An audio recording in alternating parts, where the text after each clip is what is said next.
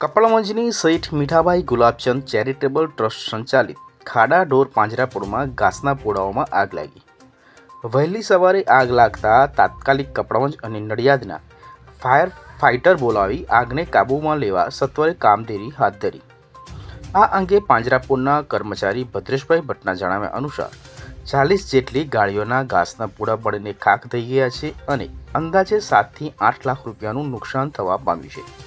પાંજરાપોળમાં અંદાજે હાલ 1200 જેટલા પશુઓ છે।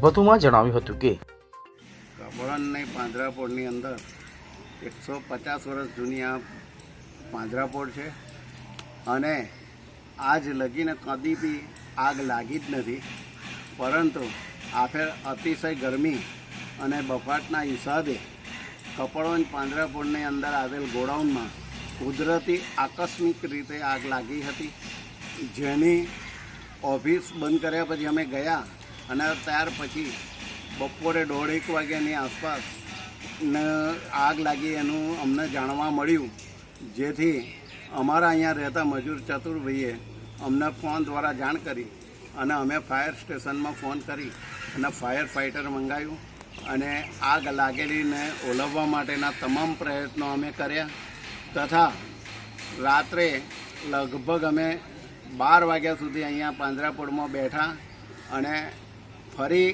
ના આગ લાગે એના માટે અમે ખાસ બેઠા અને એકદમ શાંત કરી દીધું હતું આગનું, પરંતુ ધીરે ધીરે આ આગ ફરી લાગી અને સવારે 4-1 વાગે આવી જાણ થઈ કે ફરી પાછું બધું સળગવા માંડ્યું, એટલે અમે ફાયર સ્ટેશન કપડવંજમાં તથા વધુ આગ ઓલવવા માટેના પ્રયત્ન માટે નડિયાદથી ફાયર સ્ટેશનમાંથી અમે બંબો બોલાયો અને બ્લાઉઝર આવી અને આગ ઓલવવાનું કામ ચાલુ કર્યું, જે હજુ પણ ચાલુ છે। કુલ કેટલું નુકસાન થયું?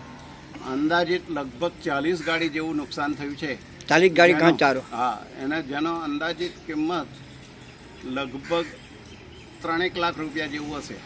આપશ્રીનું નામ? મારું નામ ભદ્રેશ ભટ્ટ છે, જે હું પાંજરાપોળ સંચાલકમાં હું અહીંયા સેવા આપું છું, માનસ સેવા, અને અહીંયા પગારથી જ અહીંયા રહેલો છું। અને આગ લાગી એમાં તમે જાણ કેવી કરી તમને?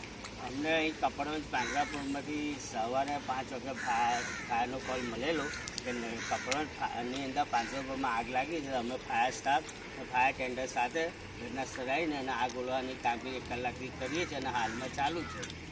એની અગાઉ કપડવંજ ફાયર ડિપાર્ટમેન્ટના કર્મચારીઓની કામગીરી કરવામાં આવેલ છે અને એ સાથમાં કામગીરી કરે છે। આપશ્રીનું નામ? મારું નામ જયેશ કુમાર સાથે Kachha Patel, Nadiad fire brigade fireman. કપડવંજથી હરીશ જોશી સાથે જોતા રહો સત્ય વિચાર ન્યૂઝ।